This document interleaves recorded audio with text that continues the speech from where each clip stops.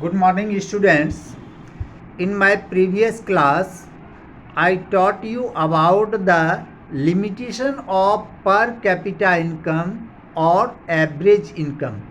मैंने previous class में आपको बताया था कि नेशनल इनकम किस प्रकार से जो है यह सही जानकारी नहीं देती थी, उसके स्थान पर कैपिटा इनकम को जो है सोर्स रखा गया, जो एक इंडेक्स के रूप में यूज किया गया डेवलपिंग और डेवलप्ड कंट्री को नापने के लिए। लेकिन हमने देखा कल कि जो यह पर कैपिटा इनकम है यह भी किस प्रकार से एक लिमिट नॉलेज देता है, यह एक्चुअल नॉलेज नहीं देता है। इससे रिलेटेड जो है मैंने आपको 5 फैमिलीज़ का 2 ग्रुप्स ऑफ 5 फैमिलीज़ का एग्जांपल दिया था और इस प्रकार से देखा था कि जो एक ग्रुप में 4 फैमिलीज थे जिसकी जो इनकम है मंथली इनकम बहुत कम थी और जो 5th फैमिली थी उसका बहुत ज़्यादा हाई था और उसका एवरेज इनकम 9,460 रुपीज़ आ गया था। दूसरे ग्रुप में जो है फैमिली उसमें भी 5 फैमिलीज़ का निकाला गया था, किसी का 8,000, 8,500 इस प्रकार से ये दिया गया था और 5th फैमिली का 10,800 रुपीज़ था और उसका रेशियो भी जो एवरेज निकाला गया था वह भी 9,460 रुपीज़ ही थे। यानी एवरेज इनकम दोनों ही ग्रुप ऑफ फैमिलीज़ के इक्वल थे। लेकिन क्या एक्चुअल में जो दोनों ग्रुप ऑफ फैमिलीज़ थे सबका actual condition, economic condition same थे क्या? नहीं। जो फर्स्ट ग्रुप थे उसमें 4 फैमिलीज़ का देखा कि इकोनॉमिक कंडीशन इतना बुरा था कि उसमें बेसिक नीड्स को भी पूरा नहीं कर सकते थे। 500, 550 इस प्रकार 650 इस सब से हम बेसिक नीड्स की भी पूर्ति नहीं कर सकते हैं। इसीलिए यह जो है हमें जो पर कैपिटा इनकम है यह भी एग्जैक्ट नॉलेज नहीं देता है।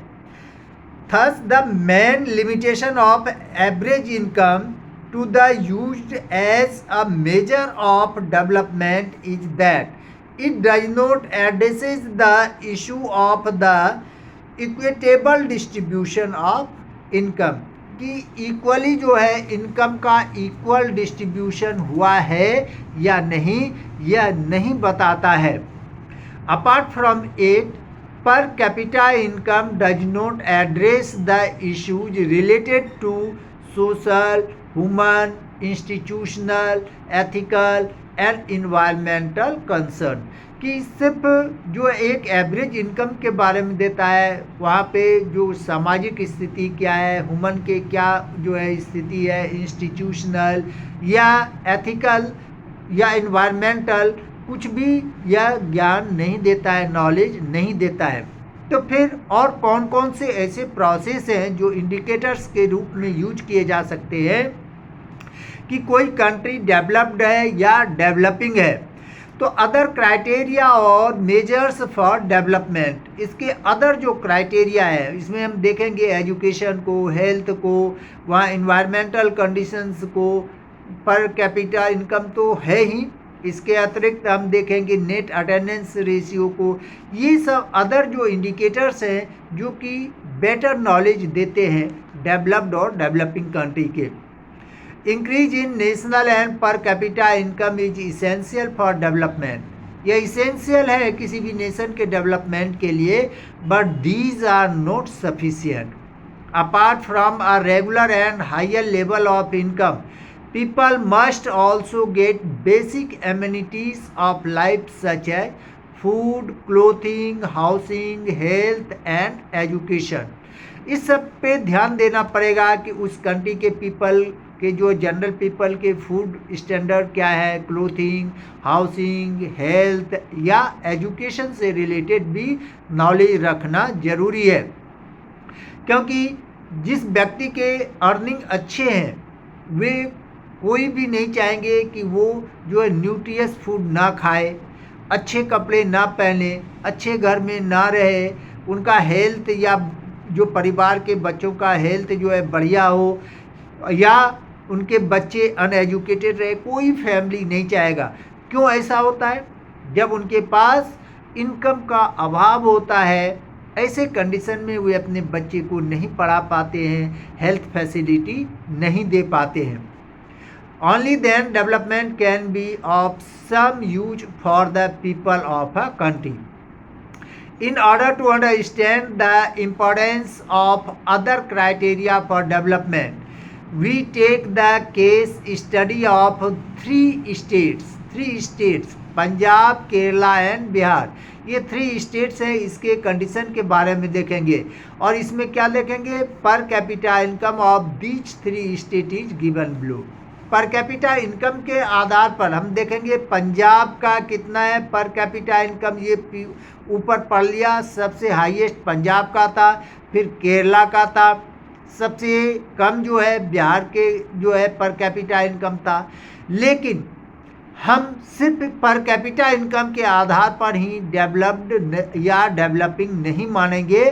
अदर भी जो एग्जाम्पल्स हैं, अदर जो क्राइटेरिया है, उसके अंतर्गत हम देखेंगे इन्फेंट मोर्टिलिटी रेट पर 1000 कि पर 1000 इन्फेंट मोर्टिलिटी रेट या क्या होता है। इन्फेंट मोर्टिलिटी रेट क्या है कि प्रत्येक साल 1000 बच्चों में 1 साल से कम उम्र के जितने बच्चे मर जाते हैं उसे इन्फेंट मोर्टिलिटी रेट कहा जाता है। एक बार फिर से, प्रत्येक साल 1000 बच्चों में 1 साल से कम उम्र के बच्चे जितने मर जाते हैं वे इन्फेंट मोर्टिलिटी रेट कहलाते हैं और यह 1000 में निकाला जाता है। सेम लिटरेसी रेट है, परसेंटेज में यह दिया गया है कि पर 1000 जो है 6 से 10 इयर्स के बच्चे कितने पढ़े लिखे हैं उस आधार पर निकाला जाता है लिटरेसी रेट। उसके बाद नेट अटेंडेंस रेट, पर 1000 पे कितने बच्चे स्कूल जा रहे हैं 6 to 10 इयर्स के बच्चे, इसको नेट अटेंडेंस रेशियो कहा जाता है। जैसा कि मैंने आपको पहले ही बता दिया कि हर एक पेरेंट्स की यह विश होती है कि उनके बच्चे के हेल्थ अच्छे हों, उनके बच्चे एजुकेटेड हों। अगर नहीं भेज रहे हैं स्कूल, उन्हें बढ़िया हेल्थ फैसिलिटी नहीं दे रहे हैं या किसी के बच्चे मर रहे हैं तो यह डायरेक्ट इंडिकेटर होता है पॉवर्टी का। Hence in this table we have used 3 important criteria to compare these 3 states। जैसे पंजाब का दिया, इन्फेंट मोर्टिलिटी रेट 26 था, लिटरेसी रेट 77 और नेट अटेंडेंस रेशियो जो थे 78। लेकिन केरला का जो है, केरला का दिया है इन्फेंट मोर्टिलिटी रेट 12 भी, यानी 1000 में 12 ही बच्चे केरला में मरते हैं जबकि पंजाब में 26 मरते हैं। और लिटरेसी रेट 94 है केरला में जो कि पंजाब से बहुत अधिक है। और जो अटेंडेंस नेट अटेंडेंस रेशियो है वह 90 है। और बिहार का देखेंगे यहाँ पर ज़्यादा है केरला और पंजाब से, यहाँ पर इन्फेंट मोर्टिलिटी रेट 42 है और लिटरेसी रेट 64 है और जो नेट अटेंडेंस रेशियो है वो 49 ही है।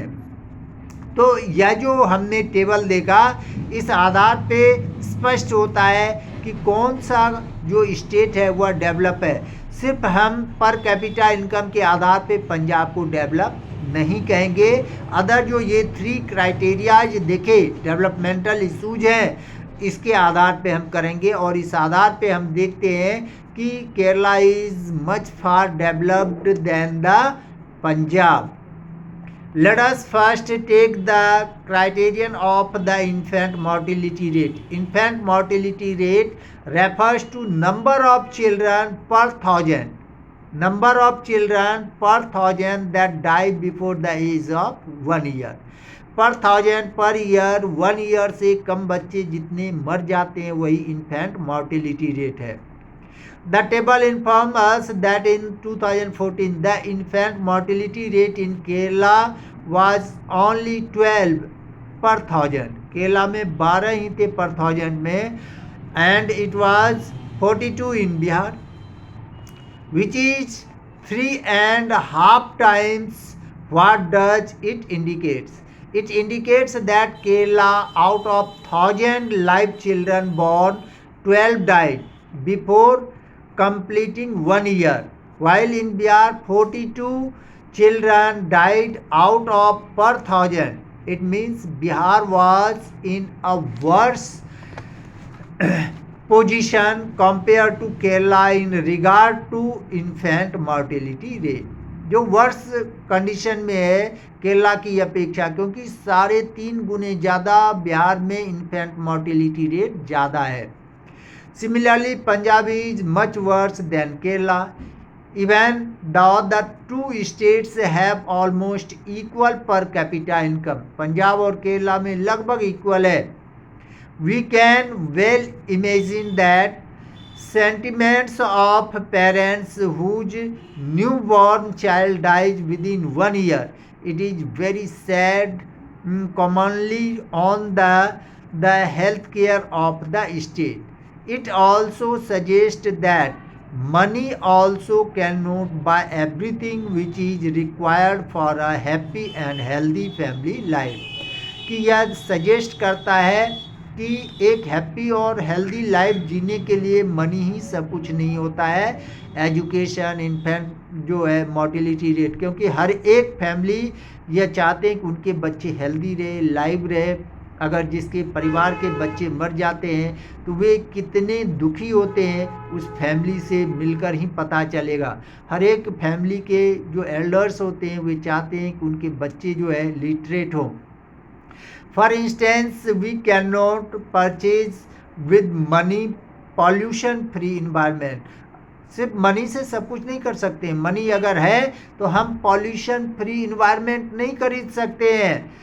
जो unregulated food and medicine and tension free life, उससे मनी के द्वारा हम टेंशन फ्री लाइफ भी नहीं खरीद सकते हैं. यह जरूरी है कि मनी के द्वारा हम अपनी नीड्स को, हम अपनी आवश्यकताओं की वस्तुओं को खरीद सकते हैं, लेकिन सब कुछ नहीं खरीद सकते हैं.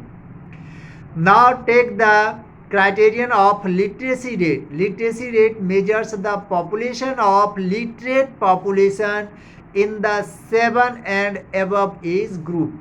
7 या उससे अदर एज ग्रुप के जो पीपल हैं, जो चाइल्ड हैं, उनका लिटरेरी जो होता है, लिटरेट पॉपुलेशन जो होते हैं, उसी को लिटरेसी रेट कहते हैं. यह भी 1000 पर निकाला जाता है. Literacy rate is also higher in Kerala as compare to Punjab.